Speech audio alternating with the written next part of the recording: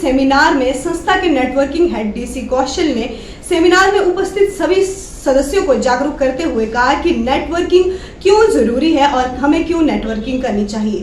किसी महान व्यक्ति ने कहा है कि जो व्यक्ति ऊंचाइयों को छूना चाहता है और कुछ अलग नाम बनाना चाहता है, उसके रगों में खून नहीं जोश दौड़ता है, जुनून दौड़ता है। हमारे भी बीच एक ऐसी ही शख्सियत है, मुझे लगता है कि उनकी रगों में भी शायद खून नहीं एक जुनून दौड़ता है। वे हैं हमारे न्यूज़ प्लस के नेशनल और मार्केटिंग हेड और नेटवर्किंग के एक्सपर्ट। हम चाहेंगे कि सर आए और विजन इंडिया के बारे में बताएं कि विजन इंडिया क्यों जरूरी है और या फिर नेटवर्क मार्केटिंग क्यों जरूरी है। मैं बुलाना चाहूंगी न्यूज़ प्लस और विजन इंडिया की आन बान शान और एक महत्वपूर्ण स्तंभ जो है विजन इंडिया के, मैं चाहूंगी डीसी कौशल से कि वो हमारे बीच आए और अपने विचार हम लोगों से साझा करें।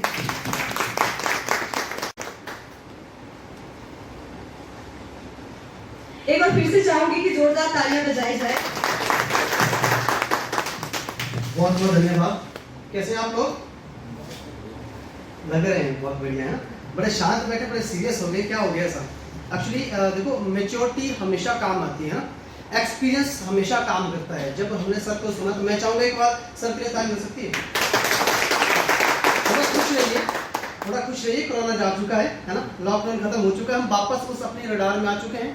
जिस चीज़ के लिए हम लोग पहले से स्ट्रगल कर रहे थे, जिस सेक्टर में हम लोग पहले से कोशिश कर रहे थे, हमने कामयाब होना है, हमने काम करना अपने परिवार के लिए, अपने फैमिली के लिए, अपने समाज के लिए। तो आज हम वापस उस माहौल को बनाने की कोशिश कर रहे हैं। आज जिस मीटिंग को यहाँ पर ऑर्गेनाइज किया गया है, जो हमारा आज का मेन फोकस था, वो गेट टुगेदर था। गेट टुगेदर मतलब वो लोग जिन लोगों के साथ हम लोगों ने एक स्टार्टअप करना है आने वाले कुछ दिनों के अंदर। नाम बता दिया है अनु जी ने, डीसी कौशल। पूरा नाम आपको बताऊँ, धूनीचंद कौशल। बेसिकली मैं लोकल बंजार का ही रहने वाला। आज इस सिस्टम के अंदर, इस चैनल के अंदर, विजन फाउंडेशन के अंदर हम काम कर रहे हैं। काम करने का पर्पज है, आज जो लोग हमारे बीच में नए आए हुए हैं, तो कहीं ना कहीं दिमाग में एक सवाल ये आता है कि आखिरकार हम लोग क्या करने यहाँ पर बैठे हैं। आज मौसम भी थोड़ा ज़्यादा गर्म है ना, एसी काम नहीं कर रहा है, फैन काम नहीं कर पा रहे हैं। तो मैं चाहूँगा हम लोग अगले आधे घंटे से लेकर के 1 घंटा हम लोग एडजस्ट करेंगे। उसके बाद हम लोग वापस हॉल के बाहर जाकर के जो हमारी रूटीन की जो लाइफ है, हम उसको आगे कंटिन्यू इस पे लेके आएंगे। तो मैं एक बार जानना ये चाहूँगा कि कितने लोग ऐसे हैं जो इस तरह की मीटिंग्स में या जो विजन इंडिया के इस प्रोग्राम में पहली बार आए हैं। हाथ उठा सकते हैं? ओके, देखिए सर, हमारी जो कोशिश है, मैं आपको 2-3 चीज़ें क्लियर करना चाहूँगा जो मुझे टाइम दिया गया 10 से 15 मिनट का।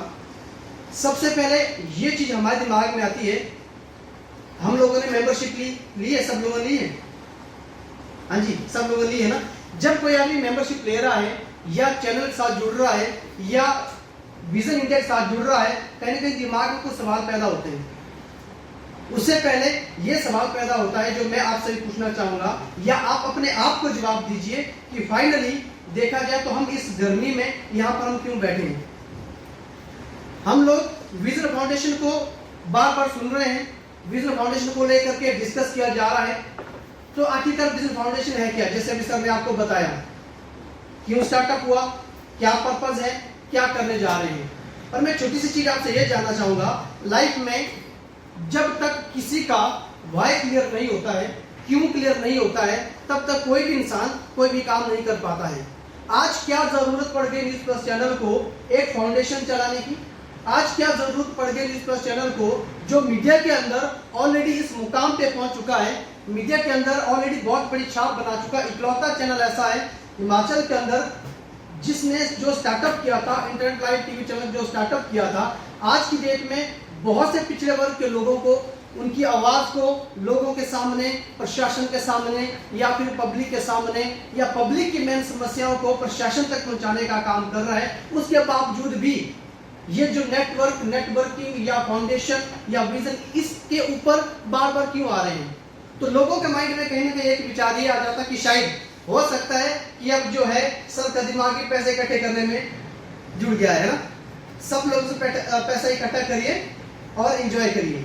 देखिए, मैं आपको सिंपल सा बताऊं, आज की डेट में जितने भी लोगों से मैं मिला हूं, मैं पिछले कई सालों से मार्केटिंग सेक्टर के अंदर हूं, बहुत से लोगों से मिलता हूँ, सीखता हूँ, कुछ लोगों को सिखाता हूँ, सीखते सिखाते हुए आगे बढ़ रहा हूँ और आगे भी उम्मीद करता हूँ कि लाइफ में आगे जब भी जाऊँगा सीखते और सिखाते हुए ही आगे बढ़ूँगा।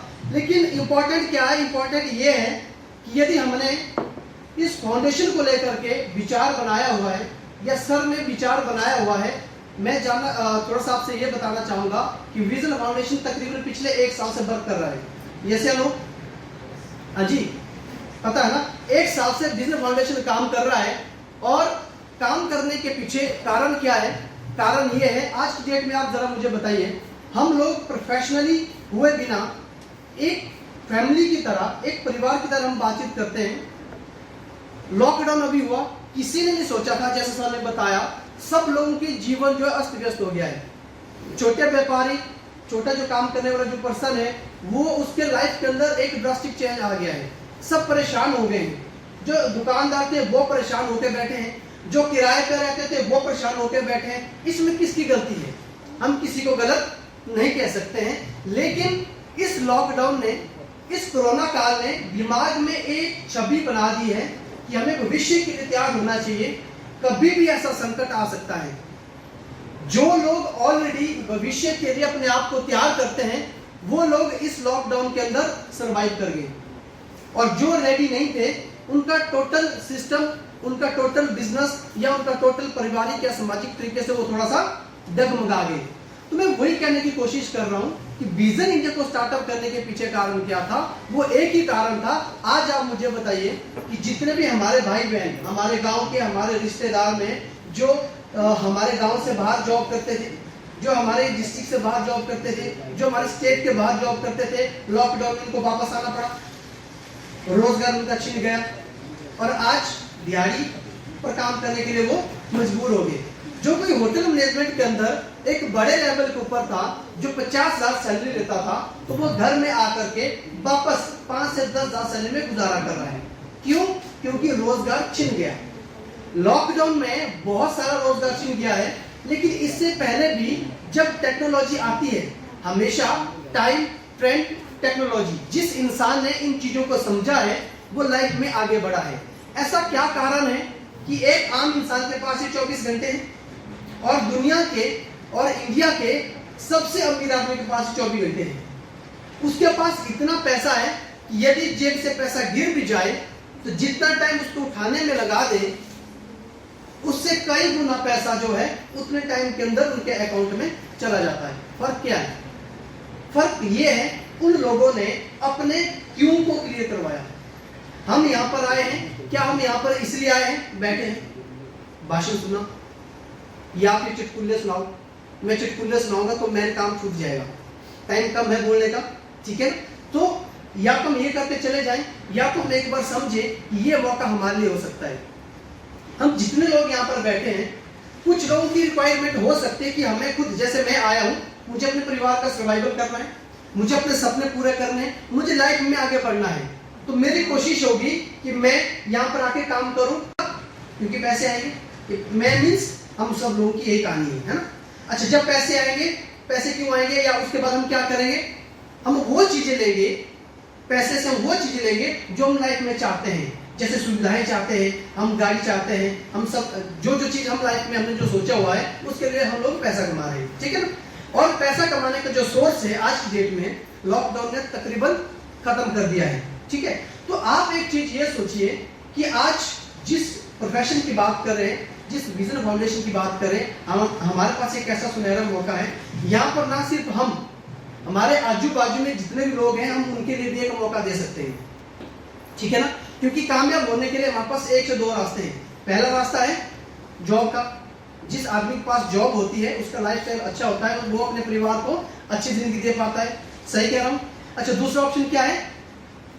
बिजनेस का, जिसके लिए हमें बहुत बड़ा पैसा लगवाना पड़ता है। जो लोग कम पढ़े लिखे हैं वो जॉब भी नहीं कर सकते। जिन लोगों के पास कम पैसा है वो बिजनेस भी नहीं कर सकते। तो उनके पास ऐसा क्या साधन है जहां पर वो जो है पैसा कमाने के बाद अपने लाइफ को, अपने परिवार को अच्छी तरह से सरवाइव कर पाए? तो इस तरह से नेटवर्क जो शब्द है, जो नेटवर्किंग है, ये एक ऐसा प्लेटफॉर्म है जो हमारे यहाँ पर ना आपकी क्वालिफिकेशन की जरूरत है, ज्यादा, ना आपको यहाँ पर ज्यादा पैसे की जरूरत है। आपके सोच, आपकी मेहनत, आपकी ईमानदारी, इन 3 चीजों की जरूरत है। यदि ये आपके पास है तो आप इस प्रोफेशन के अंदर बहुत बड़े लेवल तक जा सकते हैं। क्यों? क्योंकि मार्केट के अंदर बहुत सारे ऐसे लोग हैं जो हमारे बराबर टैलेंट रखते हैं या हमसे ज्यादा टैलेंट रखते हैं। अदरवाइज क्या होता, मैंने एक शॉप खोली है गुलजार सिनेमा के अंदर, ठीक है जी, गारमेंट्स का अपना काम है, मैन्युफैक्चरिंग का काम है। यदि मेरे बगल में कोई मैन्युफैक्चरिंग वाला आ जाए तो मैं क्या कहूँगा, भगवान इसका काम चले नहीं। उसके ग्राहक को खींचने के लिए कहीं ना कहीं मैं ऐसे तिकड़म या ऐसे जुगाड़ करूंगा मेरे से बढ़ जाए। हम किसी प्रोफेशन को बुरा नहीं कह रहे हैं, हम सिर्फ एग्जांपल दे रहे हैं। इसी तरह से हर आदमी अपने, चाहे भाई भी, सका भाई भी होगा, यदि उनकी सेल शॉप भी होगी तो वो अपने भाई के क्लाइंट को या दूसरे अपोजिशन में जो दूसरा दुकानदार है उसके क्लाइंट को खींचने के लिए कई तरह के प्रयत्न करेगा, कोशिश करेगा। यहाँ पर उल्टा है। नेटवर्क शब्द जिससे हम डरते हैं, लोगों को हम जोड़ रहे हैं, लोगों को हम बार बार जोड़ रहे हैं। अब मुझे आप एक चीज बताइए, आपके पास किस कंपनी की सिम है जो आप इस्तेमाल करते हैं? जियो। जियो किसका है? अंबानी का है। रिलायंस का है। उन्होंने किसके ऊपर काम किया? नेटवर्क के ऊपर। आज जियो का जितना नेटवर्क है उस हिसाब से उनका पे आउट है, ठीक है। यदि मैं सिंपल सी बात करूं, एक डॉक्टर है, डॉक्टर की जो अचीवमेंट है, डॉक्टर जितना पैसा यदि डॉक्टर कमाना चाहेगा, जितना क्लाइंट का नेटवर्क होगा। एक दुकानदार है, यदि उसका बिहेवियर अच्छा होगा, यदि अच्छी बात करता होगा तो लोग उसी से ही सामान खरीदेंगे। यदि उधार भी देता होगा तो आएंगे ना, है ना, जब मोदी वहां पर लगाएगा ना, जब नहीं लगाएगा तो दूसरी जगह चले जाएंगे, ठीक है। तो उसका भी एक नेटवर्क है। यहां तक कि आप किसी भी चीज की बात करिए, आपको कुछ भी काम करना हो, या तो हम किसी के नेटवर्क का हिस्सा है जो आज तक हम बने, या तो हम लोग अपना कोई नेटवर्क बनाए। आपको कोई भी कंसेप्ट स्टार्टअप करना है तो आपको नेटवर्क चीज के अंदर आना पड़ेगा। जितना आपका नेटवर्क होगा उतना आपका पे आउट होगा। मैं सिंपल सी बात आपको ये कहना चाहूंगा और अपनी बात को वाइंड अप करूंगा। 2 मिनट आप सोचिए, मैं एक जॉब करना चाहता हूं, ठीक है जी, आप थोड़े सीरियस समझिए ना, नहीं तो नहीं आई प्लस लाऊं। मैं एक जॉब करना चाहता हूं। मैं चाहता हूं कि मैंने जो है लाइफ के, जब मेरी रिटायरमेंट होगी उस वक्त के लिए मैंने अपना सपना जोड़ के रखा है, अपना गाड़ी का, अपना घर का, बच्चों की शादी का, ये पूरा 30 साल का एक सफर है, ठीक है। अब हमने स्टार्टअप किया, मैं एक जॉब स्टार्ट कर लेता हूं। आदमी एवरेज 1 घंटे में, 1 दिन में कितने घंटे काम करता है? एवरेज 9 to 5, हाँ जी, आइए ना, 9 to 5 तकरीबन 10 घंटे। 10 घंटे की एक आदमी ने काम किया तो महीने में कितने घंटे काम हो सर? 300, 10 गुना 30, 300 घंटे काम हुआ। एक साल में कितने घंटे काम हुआ? थोड़ी सी कैलकुलेशन है ना, चिटकुले की बजाय कैलकुलेशन है तो दिमाग जाग जाएगा। एक साल में कितना हुआ? 12×3=3600 घंटे, ठीक है। एक आदमी एवरेज जॉब रिटायरमेंट तक कितने साल तक जॉब करता है? 25 से 30 साल। हम 30 साल लेके चलते हैं तो 30 साल में कितने घंटे काम हुआ? 3600 गुना 30 कितने हुए? हाँ जी, दिमाग को थोड़ी प्रेशर है। 1,08,000 घंटे पूरे। मैं देख रहा हूं कि यदि मैं इस जॉब के ऊपर जाता हूं, मैंने इतना टाइम दिया तो मैंने अपने पूरे जीवन काल के अंदर 1,08,000 घंटे काम किया। मेरी बात को पकड़ रहे हैं? इंपॉर्टेंट है, लास्ट में समझ आएंगे, ठीक है। पूरी जिंदगी में मेरी एज 55 साल या 56 साल या फिर 60 साल हो गई, मैं रिटायर हो गया। मैंने 1,08,000 घंटे काम किया, ठीक है। बोर्ड नहीं है तो आप समझिए, दिमाग में रखिए ना, ताकि दिमाग थोड़ा हाँ जाग जाए। अच्छा, अब मैं क्या करता हूं, यदि किसी आदमी को महीने का 10,000 रुपये बचाना हो तो कितने की जॉब होनी चाहिए? नॉर्मल 40 से 50,000 की। बाकी खर्चे तो काटने हैं, तब जाके 10,000 रुपया सेविंग हर महीने कर पाएगा। अब मैं यदि 50,000 की जॉब के ऊपर हूं, मैं हर महीने 10,000 रुपये बचा रहा हूं, ठीक है, क्योंकि मैं रिटायरमेंट की एक प्लानिंग सेट कर रहा हूं। एक महीने में 10,000 बचाया तो एक साल कितना बचाया? हाँ जी, 1,20,000, ठीक है। और 30 साल में टोटल कितना बचाया? 36 लाख रुपया। अच्छा, अब यदि आप बड़ी जॉब के ऊपर है, 70-80 लाख ऊपर है, तो आप कितना बचा पाओगे? 20,000। 36 से डबल कर लो आप, 72 लाख के आसपास। अब एक माइंड सेट हो गया है, मेरी बात को समझना आपने। ये जरूरी नहीं है कि हम सब लोगों के माइंड में आए, पर जिसके माइंड में आए ना वो कभी लाइफ में नहीं रुकेगा। एक बात अब क्लियर हो गई कि मैंने जिंदगी में 1,08,000 घंटे काम किया और मैंने पूरे जीवन काल में 36 से लेकर के 72 लाख का एक बजट बनाया। जीपीएफ, पीपीएफ, सीपीएफ जो भी है मैंने नहीं किया, मुझे नहीं पता, पर हमें सुनना है, ठीक है ना? बुरी चीज नहीं है, देखना है आने वाले 30 साल के बाद हमारे उस पैसे की कितनी वैल्यू होगी ये हम जानते हैं, ठीक है? अब मुझे एक चीज आप ये बताइए, उसी 36 लाख के अंदर हमें गाड़ी भी लेनी है, हमें बड़ा घर भी बनाना है, ठीक है? और बीच में जो ये पैसा था बच्चों की शादी, बच्चों की एजुकेशन, वहां पर खत्म हो गया। तो एक डिसाइडेड ये हो गया, क्लियर? अब उल्टा मैं आपको लेकर चलता हूं। मैंने थोड़ी देर पहले बताया था आपको अंबानी के बारे में, है ना? इधर जियो की बात करते हैं, जियो में कितने लोग एम्प्लॉय रखे होंगे उन्होंने? तकरीबन आप लेके चलिए, उनके पास जो बहुत सारे प्रोजेक्ट है, अपना जो पेट्रोल पंप वाला है वो उनका अलग प्रोजेक्ट है, जियो की सिम का ये इनका एक अलग एक नेटवर्क है। इसी तरह से अंबानी के पास आप लेके चलिए 1 लाख लोग जो है एम्प्लॉय रखे हैं, ठीक है जी? एक आदमी एक दिन में कितने घंटे काम कर रहा था? 10 घंटे। उनके पास 1 लाख लोग हैं, तो उनके लिए एक दिन में कितने घंटे काम हो रहा है? 10 लाख घंटे काम हो रहा है, ठीक है? बात को समझिए आप? उनके लिए एक दिन में 1 लाख जो एम्प्लॉय है, जो अपने लिए, अपने परिवार के लिए 10 घंटे जॉब करने के बाद सर्वाइव कर रहे हैं, और उनके लिए काम हो रहा है 10 लाख घंटे। और हमने पूरी जिंदगी में 1 लाख घंटे काम किया हमने, तो 1 लाख घंटे काम करने के बाद हमें कितना मिला सर? 36 से 72 लाख के आसपास। उनका 10 लाख घंटे जो है एक दिन में काम हुआ, तो इसलिए उनकी एक दिन की जो इनकम है 72 लाख से कहीं ज्यादा है, करोड़ों के अंदर है। उन्होंने एक फॉर्मूले को समझा, यदि आप जो है जितना टाइम लगाओगे उतना ही आपको पैसा आएगा। तो ऐसा कोई सिस्टम डिजाइन करिए जहां पर, यदि आपने ठेकेदार देखा होगा, ज्यादा लेबर कमाती है ठेकेदार कमाता है, वो तो सर्वाइव में पूरे हो जाते हैं। उन्होंने एक नेटवर्क बनाया है, जिस ठेकेदार के पास जितना बड़ा नेटवर्क होगा उसका उतनी ज्यादा लाइफस्टाइल अच्छा होगा, ठीक है? हमारे पास ऐसा क्या साधन है कि हम भी लोगों के एक ऐसा नेटवर्क बनाए जहां पर वो अपनी मेहनत से खुद भी सर्वाइव करे, खुद भी जिए और हमें भी बेनिफिट हो। तो वो हमारे पास प्रोफेशन है, वो है नेटवर्क मार्केटिंग या नेटवर्किंग। वो किसी भी सेक्टर में हो सकती है। यदि आप एक्सपर्ट है मार्केटिंग के, आप स्पीच देते हो, आप ट्रेनिंग देते हैं, उसके लिए भी आपका एक नेटवर्क है, ठीक है ना? तो इसी तरह से विजन फाउंडेशन का जो एक मकसद है वो है कि आप नेटवर्क बनाएं।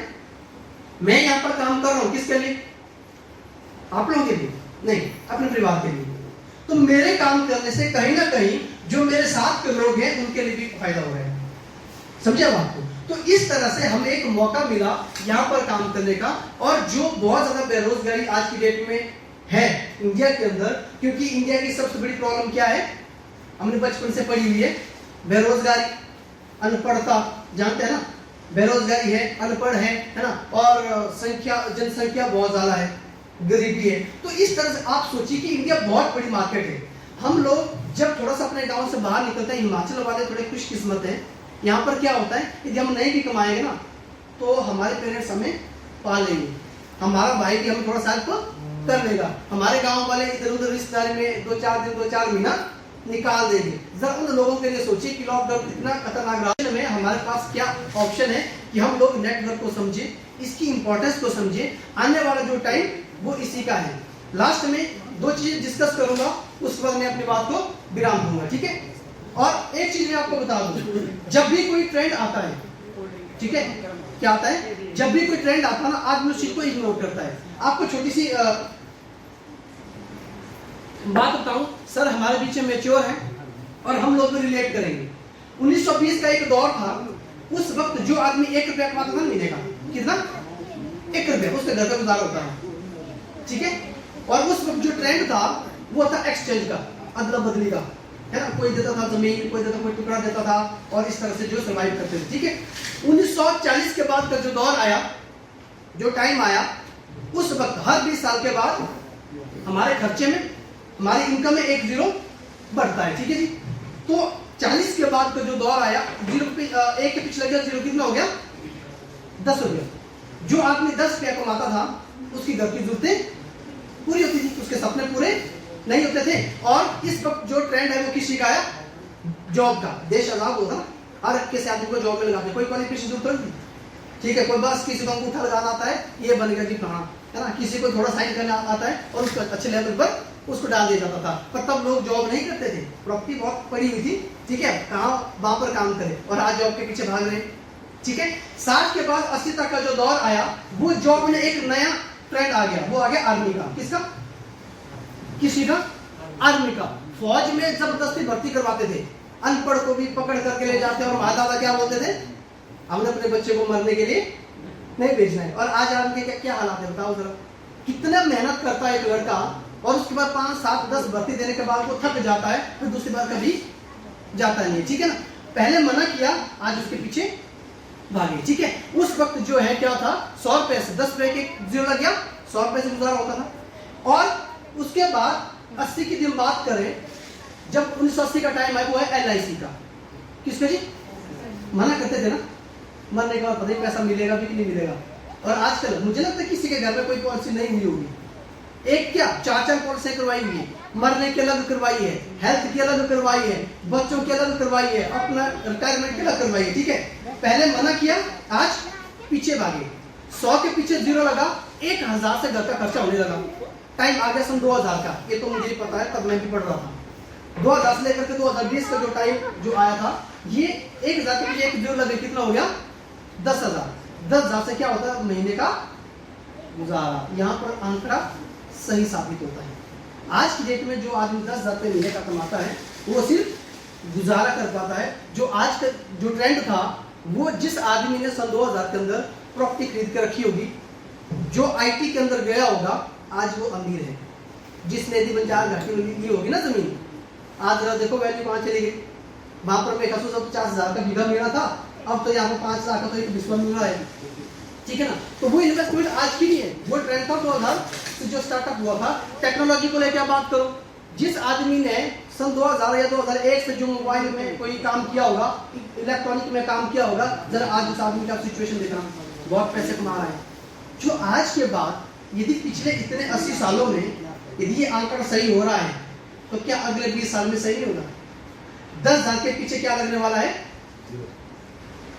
2020 से लेकर के 2040 के जो 20 साल आने वाले हैं, इसमें हमें अपने गुजारे के लिए कितना पैसा चाहिए? 1 लाख रुपए। यकीन होता ना? होता है, क्योंकि आज डेट में 40,000 से सिर्फ घर का खर्चा चलता है। 10,000 गाड़ी की किस्त होती है, 10,000 घर की किस्त होती है, उसके बाद थोड़ी कमेटी रखी होती है, डिपो राशन होता है, दुकान होता है, बच्चों की फीस होती है, उनको मोबाइल फोन देने होते हैं, रिचार्ज पैकअप करवाना पड़ता है, बच्चों को घुमाना पड़ता है। तो इस ट्रेंड के अंदर यदि हम देखें, अब जो इसमें जो दौर आने वाला है, वो आने वाला है नेट सेलिंग का, नेटवर्किंग का, एक ऐसे प्रोफेशन का, सेल्फ बिजनेस का, कि जिनको आज यदि कोई समझे तो लोग उनके लिए क्या करेंगे सर? मना आज तक करते आए हैं, और 2040 के बाद फिर से उसके पीछे भागना शुरू कर देंगे। तो सिंपल सी बात है, मेरी बात यहाँ पर कंप्लीट होती है। मैंने 1-2 चीज क्यों डिस्कस की, क्योंकि इसके अंदर कोई एक्साइटमेंट नहीं थी, इसके अंदर कोई चुटकुला नहीं था, ये कुछ मेन बातें थी जो हमें समझने की जरूरत है कि आखिरकार हम लोग भटक क्यों रहे हैं। इस गर्मी के अंदर भी कोट पहन करके हम लोग क्यों कोशिश कर रहे हैं एक दूसरे से बात करने की। आज विजन फाउंडेशन का हमें जरूरत क्या पड़ा है, आज इसलिए जरूरत पड़ी है, यदि मैंने आज या किसने भी आज यदि 100 लोगों का नेटवर्क बना लिया और उसके बाद वो कहीं शादी ब्याह में घर में बिजी हो गया, वो 100 आदमी आपके लिए काम नहीं करेंगे, वो अपने लिए काम कर रहे हैं। यदि उन्होंने अपने लिए 8 से 10 घंटे भी उन्होंने काम किया, तो आपके लिए एवरेज, आप सोचिए कि आपके लिए एवरेज 800 से लेकर के 1000 घंटे का काम हो रहा है। आपका पे आउट जो दिन का है 5,000 से लेकर के 10-15-20,000 तक जा रहा है। जरूरत है आज हमें समझने की। तो मैं यहाँ पर अपनी बात को वाइंड अप करूंगा और एक ही चीज आपको यहाँ पर थोड़ा सा क्लियर करूंगा, फिर मेरी बात खत्म है। इसके लिए हमें सबसे बड़ा डर क्या लगता है, लोग क्या कहेंगे, है ना। यही पर मेरी बात खत्म है, बाकी तो सब ठीक है ना। लोगों को हम कैसे समझाएं, है ना, वो बड़ा टफ काम है।